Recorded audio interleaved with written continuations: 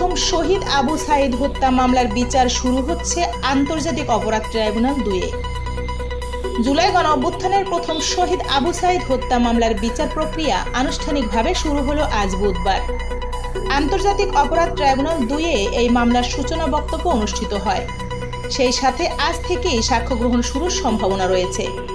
এর আগে চলতি মাসের 6 আগস্ট বেগম রোকেয়া বিশ্ববিদ্যালয়ের সাবেক উপাচার্য হাসিবুর রশিদ সহ 30 জনের বিরুদ্ধে অভিযোগ গঠন করে বিচার শুরুর আদেশ দেন ট্রাইব্যুনাল। আজ সকালে গ্রেপ্তার 6 আসামিকে ট্রাইব্যুনালে হাজির করা হয়েছে। তবে সাবেক ভিসি হাসিবুর রহমান রশিদ সহ 24 জন আসামি এখনও পলাতক রয়েছেন। তাদের অনুপস্থিতিতে বিচার পরিচালনার জন্য সরকারি খরচে 4 জন আইনজীবী নিয়োগ করা হয়েছে। উল্লেখ্য, গত 28 জুলাই প্রসিকিউশনের পক্ষ থেকে অভিযোগ গঠনের উপরে শুনানি শেষ করা হয়।